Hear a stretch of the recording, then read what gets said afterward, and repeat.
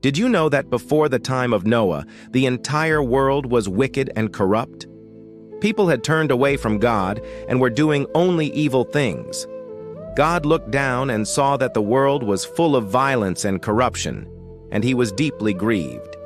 Genesis chapter 6 tells us that during this time there was a man named Noah who walked with God and was righteous in his ways. Unlike everyone else around him, Noah didn't do evil, and because of that, he found favor in God's eyes.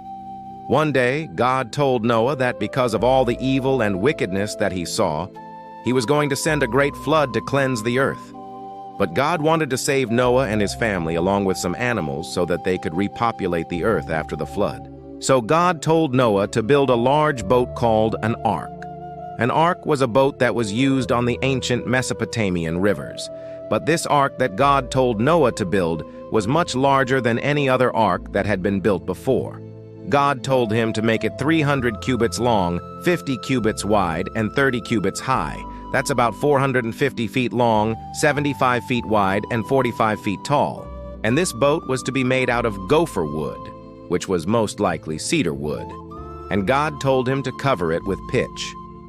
After the ark was finished, God instructed Noah to take his wife, his 3 sons, and their wives into the ark with him, along with 7 pairs of every kind of clean animal and 1 pair of every kind of unclean animal. He was also to bring food for these animals, and enough food and supplies for him and his family to last for many months.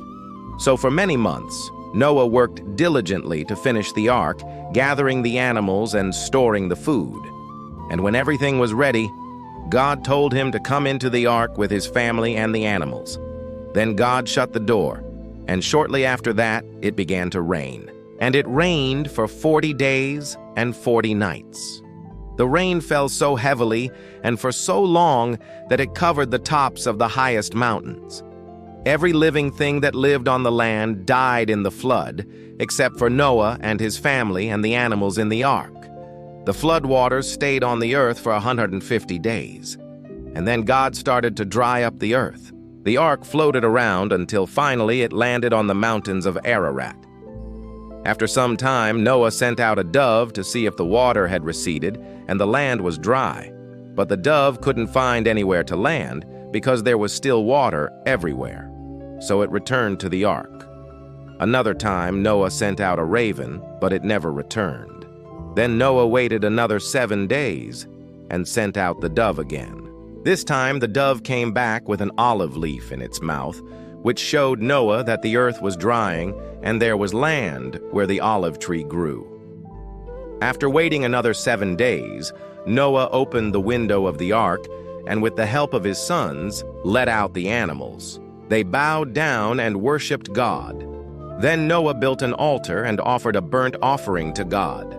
When God smelled the sweet aroma of the burnt offering, he made a covenant or an agreement with Noah. God promised never to destroy the earth again with a flood, and he gave the rainbow as a reminder of his promise. So remember, just like Noah, we should always choose to walk with God and be righteous in our ways, even when the world around us is full of evil and corruption. God will honor us and may even use us in mighty ways to accomplish his will. Well, that's all for now.